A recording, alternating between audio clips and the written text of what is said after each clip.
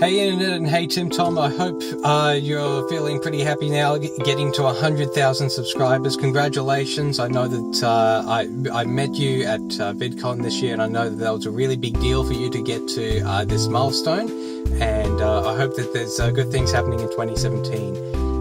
For the rest of you, I wanted to make a video to show I think some of the key ways in which he got to 100,000 subscribers. Now, I'm not an expert in this. I have a channel of 50 subscribers, but I think there are some things that he did that make it pretty clear that he was really aiming to hit this milestone fairly quickly. So here are my thoughts on that, and we'll now go to the rest of the video. The first is that he kept experimenting with different videos until something stuck. When I met him in July, he was working on a video series called Tap Indie, which was a weekly video essay series about video game design, but he decided to kill it off after 5 videos. Why? For a couple of months, I made video essays about game design because I'm a gamer and I love making videos. But writing a bunch of essays wasn't super fun, so I decided to switch gears and try making a different kind of video. That's one reason. It does take a lot of time to research and produce one video, and unless you're someone like the Nerd Writer, it can be exhausting writing new essays if it's not your strong point. Heck, it's not even my strong point, but it did show something about him. I'll get to that later. A friend of mine, the hat-wearing gamer, has spent most of this year doing reviews and retrospectives on video games after spending 5 years doing Let's Plays. He now says that what he's doing now is more fun and engaging than anything of the Let's Plays he's done in the last few years. The thing is that you won't be successful right out of the gate. You need time to experiment before you find what you like doing and what would be entertaining for your audience. You can find this theme throughout some of the most acclaimed animators' careers. Walt Disney didn't start with a mouse. He had lots of projects that failed or were taken away from him before he created Mickey Mouse. Richard Williams said it wasn't until he was in his 40s until he felt good at animation. We often think that success is one straight path, but it can be very windy, so being able to try new things and be able to change and adapt is an important skill. So, if you want to be like Tim, keep making stuff and let others see your work. Don't feel you have to keep on a particular path. You're free to change to whatever you want to make. There are days you're going to feel sad, you're going to feel angry, you're going to feel scared. That's nothing you can choose, but you can make stuff. Make films, draw, write. It'll make a world of difference. The second thing is that he worked on his animation and YouTube skills to grow his channel. Let's go back to Tap Indie for a moment. In the 6 videos he produced for that project, half were about visual design, animation principles, lighting, visual rhythm. The other half were more about general game design principles. Now I think that if he was to continue doing Tap Indie, we would have seen a 50-50 split between visual design and game design, but I think it shows something else. Although he states he's not an animator in these videos, he does know quite a lot about what makes good animation. Let me give you an example. I think TimTom wants you to think that he's a friendly, joyful guy.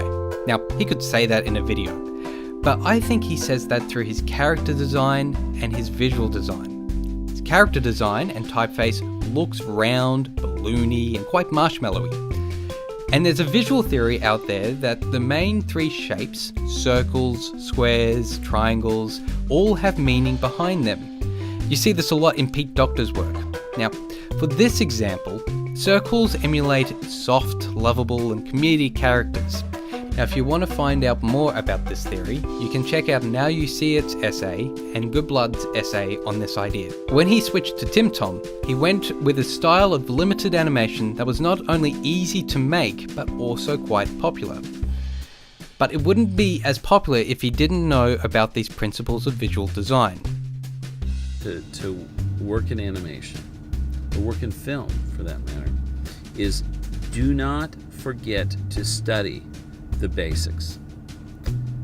Basic drawing. Even for computer animation, you should know how to draw. Basic design. The basic fundamentals of animation, where you learn the principles of animation. Film grammar. How do you stage things? Story.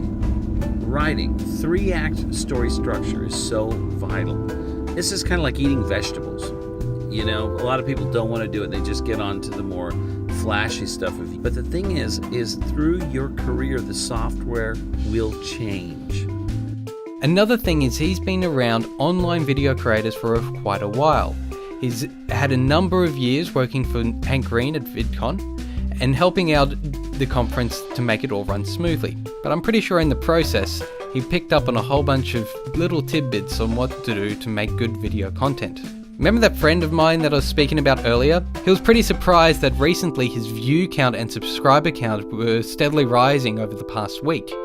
He had to disable email notifications, but there was a problem. He didn't know where the new viewers were coming from. I think it's the most dangerous place to be in because you don't know why they clicked on your video and why and how to replicate that in future videos.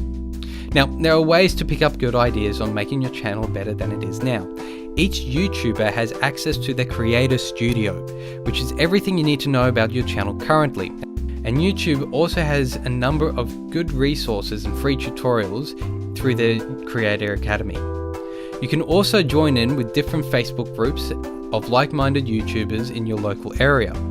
Another thing you can do is that the creator track at VidCon also covers this and a lot more in their panels and workshops. So if you can afford it, maybe that's another option for you. The third is that he's using what he's got to make videos. So, if you want to know what Tim uses to make his videos, according to his About page, his setup is currently a Wacom Cintiq 13 HD tablet with a smudged glove knockoff, a Blue Yeti mic with a cheap pop filter and some pillows, as well as a computer which has the following software: Levelator, Lazy Zoomy Pro, Sublime Text, and Adobe Creative Suite, which he uses Animator, Audition, After Effects, Photoshop, and Premiere. Now, his setup is surprisingly pro, but it's still a simple setup. But if you think you need all of this to make videos, think again. In fact, it may just save you money down the road. Remember how I said that you should have the ability to change what you want to make? Well, sometimes doing this will cost you money. I've gone past channels which they've said that they wanted to make videos in the style of the Animation Squad, even getting the tablet and the software, but decided not to animate their stories because they got bored designing characters. Don't be that guy. I have a YouTube channel, but Do you? I don't have cameras or anything. But you have a phone, right? Your phone do video? Yeah, there you go. Recently came across a Game Grumps animated by someone who scanned their art diary, which had their storyboards of the scene, then editing those storyboards with free editing software that comes with your computer. It's better to start there before committing to upgrading your gear. So, keep experimenting, work on your skills to grow, and use what you've got. The final thing is that he's not afraid of remixing his influences. Let's face it, the TimTom channel is the old one's outclone, but it's not a straight clone.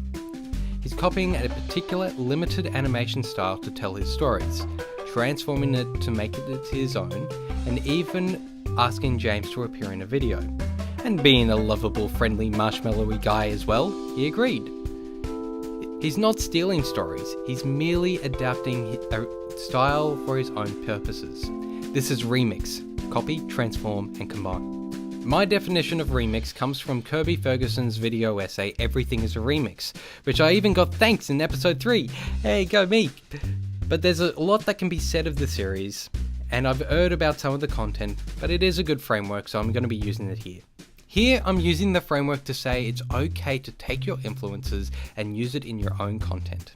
But it goes beyond that. It's important to collaborate and build up other channels at the same time that you grow your audience.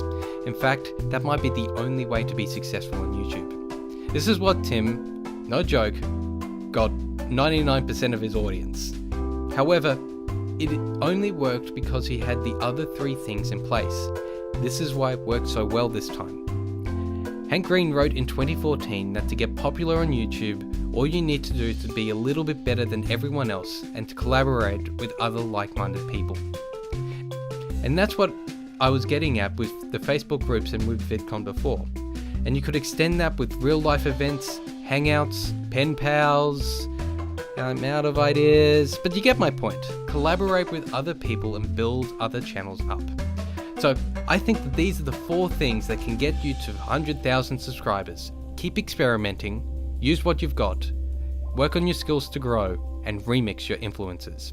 And that's all coming from someone who, after being 9 years on YouTube, has over 50 subscribers.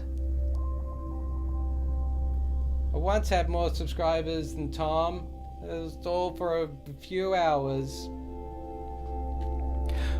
One last thing, always ask for feedback. Tim asked me for feedback via email directly after swapping business cards, and I'm doing it right now by asking for it in the comments. See ya.